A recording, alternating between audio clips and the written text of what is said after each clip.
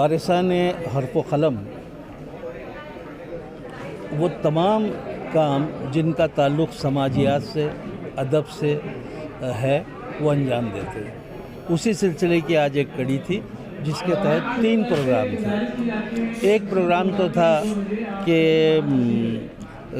محترمہ فوزیہ خان صاحبہ کو جو سنسد ایوارڈ ملا اس کے بارے میں، دوسرا پروگرام تھا شکیل احمد خان کی کتاب کا رسم اجرا، اور تیسرا پروگرام تھا بزم خواتین کا افتتاحیہ، اس کا قیام۔ تو یہ تینوں چیزیں آج بہت ہی حسن خوبی کے ساتھ انجام پائیں، اور شکیل احمد خان صاحب کی جو کتاب ہے، میں سمجھتا ہوں کہ یہ اپنی نوعیت کی واحد کتاب ہے جو ان لوگوں کو انسپائر کرتی ہے جو کسی وجہ سے ہمت ہار کے بیٹھے ہیں، یا جن کے اخلاقی طور پر وہ گراوٹ محسوس کر رہے ہیں، یا وہ نوجوان جن میں ساری صلاحیتیں تو ہیں لیکن ان کو وہ راہ نہیں ملتی جس پر ان کو چلنا چاہیے۔ تو یہ تمام باتوں کا احاطہ کرتے ہوئے انہوں نے یہ کتاب مرتب کی ہے، لکھی ہے، اور بہت عمدہ کتاب ہے۔ عام طور پر ہم شاعری اور افسانے اور ناول تو لکھتے رہتے ہیں، لیکن ایسی کتابوں کی ہمارے کو آج سخت ضرورت ہے تاکہ ان کو پڑھنے کے بعد ہمارے نوجوانوں میں اس کا کچھ نہ کچھ اثر ہو۔ یہ جو کتاب لکھی ہے سفر شرط، اس کا عنوان ہے۔ دراصل اپنے طویل تعلیمی تجربے کی بنیاد پر میں نے کچھ باتیں محسوس کی ہے کہ ہماری جو نوجوان نسل ہے اور ہمارے جو عوام ہیں وہ بے راہ روی کا شکار ہو رہے ہیں۔ اس کی وجہ کیا ہے؟ اور ہم زندگی میں صرف تکنیکی تعلیم پر زور دے رہے ہیں۔ اس کی وجہ سے ہمارے نوجوانوں میں اور عوام میں تہذیب، شائستگی، کلچر، سبھیتا، نمرتا، یہ چیزوں کی بہت کمی ہو رہی ہے۔ تو زندگی کو پوری طرح سمجھنا چاہیے، زندگی کو ٹوٹیلٹی میں سمجھنا چاہیے۔ یہ ہم کیسے سمجھ سکتے ہیں؟ تو میں نے جو ہے اپنے مطالعے کے بنیاد پر انگریزی ادب میں جو سے کچھ مثالیں لی ہے، بڑے بڑے رائٹرز کی جو مثالیں دی کہ کس طرح نامساعد حالات میں، دشوار حالات سے انہوں نے اپنی زندگی کا سفر شروع کیا اور کامیابی کی بلندیوں پر پہنچے۔ اس طرح سے میں نے آج کے جو یہ حالات ناگفتگو ہے، مایوس کن ہیں، ہمارے نوجوان مایوس ہو جاتے ہیں، ڈپریس ہو جاتے ہیں، نشے کی طرف چلے جاتے ہیں، تو اس سے ان کو ابھارنے کی کوشش کی ہے، اس سے ان کو نکلنے کا راستہ بتانے کی کوشش کی ہے کہ اندھیرا ہمیشہ سے قائم رہا ہے اور اندھیرے کو اجالا شکست دے سکتا ہے، اور کس طرح شکست دے سکتا ہے اس کی مثالیں دے کر میں نے اپنی کتاب میں نوجوانوں کو عام کو بتانے کی کوشش کی۔ سر، اس میں کتنے مضامین کا احاطہ کیا، کتنے مضامین شامل کیے گئے ہیں، اور اس کے بعد آپ ان فیوچر کیا کیا؟ اس کتاب میں 31 مضامین شامل ہیں جو مختلف اخبارات میں شائع ہوتے رہے ہیں۔ یہ ایک الگ طرح کی طرز تحریر ہے، جیسا کہ میں نے کہا کہ اس میں موٹیویشنل ہے، لیکن میں بنیادی طور پر اردو ادب میں بھی انشائیے لکھتا ہوں، تنقید لکھتا ہوں، تبصرے لکھتا ہوں، جو بھی اردو کے اہم میگزینس وغیرہ میں شائع ہوتے رہتے ہیں۔ اس کے بعد جو ہے میرا اردو کے جو میں نے انشائیے لکھے ہیں، تبصرے لکھے ہیں، وہ اس کی ایک کتاب میری ابھی زیر ترتیب ہے، انشاءاللہ بہت جلد وہ کتاب بھی سامنے آئے گی۔ میرا نام ہے شکیل احمد خان، شکیل احمد خان۔ میں بیڑ سے تعلق رکھتا ہوں اور 35 سال میری سروس ہو چکی ہے جالنا میں۔ تھوڑے سے لوگ ہیں جو کر رہے ہیں، لیکن ان لوگوں کے کام کو آگے بڑھانا ہے سب سے زیادہ اہم۔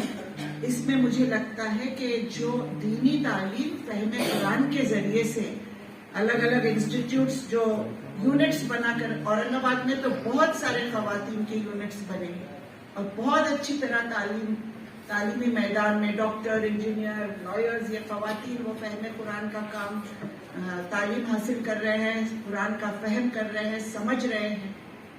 یہ تو نئے دیے لگا رہے ہیں ہم اپنے سماج میں، اور انہی دیوں کی ضرورت ہے خاص طور پر خواتین کے اندر۔ رضوانہ انجم آئی تھنک رضوانہ شمیم ہم کو اس ڈائریکشن میں بزم خواتین کی طرف سے کام کرنا ہوگا۔ Let us work towards character building of mothers۔ مائیں اگر ہائی کیریکٹر کے ہوں گے تو سماج اپنے آپ بڑھ جائے گا۔ یہی مقصد لے کر ہم آگے چلیں گے इतना ही कहती हूँ, आप सबसे इजाजत चाहती हूँ। शुक्रिया। और अगर वो इमारत में सजावट न हो तो बेजान वो इमारत होती है। उसके अंदर जितनी सजावट हम करें तो वो ही अदब है, वो ही जो है फनून लतीफ़ा है, वो ही खूबसूरती है जो हर मुल्क को आरास्ता करती है उस खूबसूरती से। और उस इमारत को जो हमारा मुल्क है उसमें ये खूबसूरती की बहुत बड़ी अहमियत है। मुल्क हो या दुनिया हो, समाज हो, और खास तौर पर हमारी मादरी जबान में अगर ये बात हो तो हमारे कल्चरल रिफ्लेक्शन उसके अंदर बहुत अच्छी तरह होते हैं और हमारे लिए एक दिशा मिलती है कि हम इस दिशा पर चलें। ये बात से मैं मुत्तफिक हूँ कि अदब से बहुत बड़े बड़े रेवोल्यूशंस इस दुनिया में पैदा हुए हैं।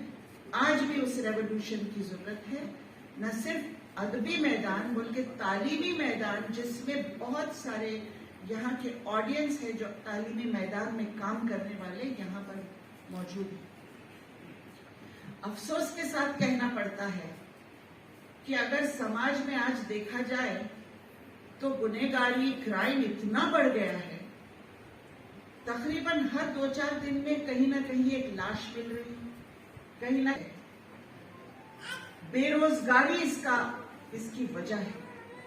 जहां रोजगार नहीं होगा, जहां एक डायरेक्शन नहीं होगा, जहां हम मेंटली ऑक्यूपाई नहीं रख सकेंगे, तो empty mind is a devils workshop. और इसीलिए ये एम्प्टी माइंडेड यूथ आज भटक रहे हैं।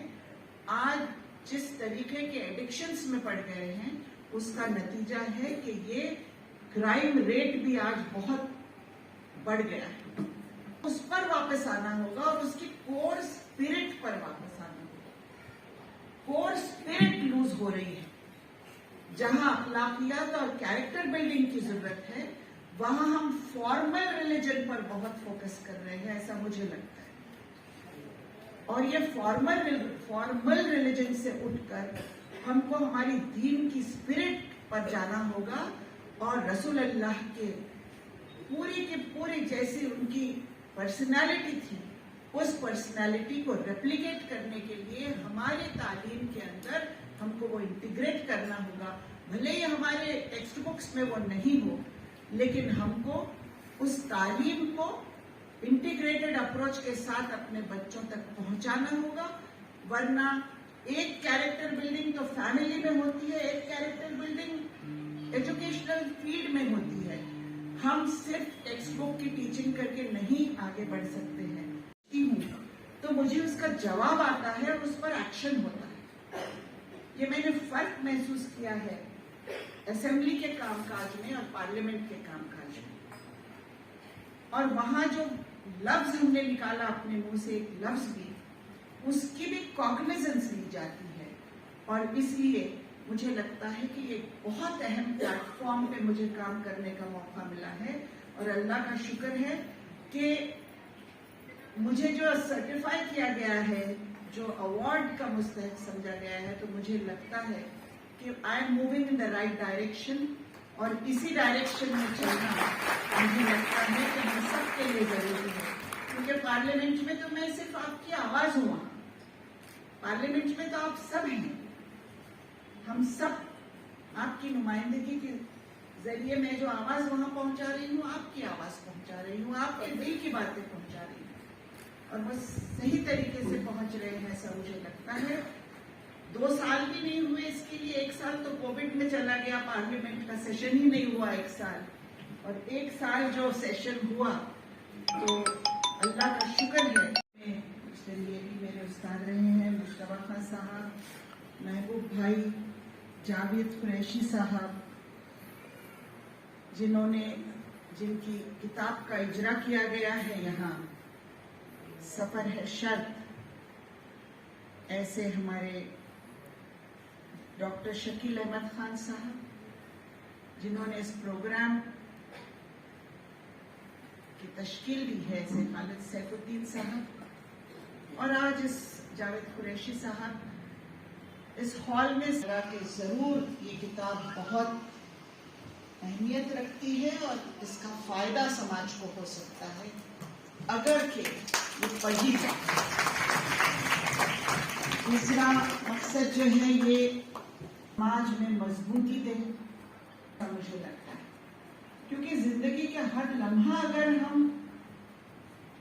इस एहसास के साथ गुजारें कि हमको मर्द हो या औरत हो, दोनों को बराबरी हमारे इस्लाम ने दिया है, और वो बराबरी के हुकूक, बराबरी की इज्जत, बराबरी का दर्जा अगर मिलता है समाज में, तो ही समाज सही रास्ते पे जा सकता है।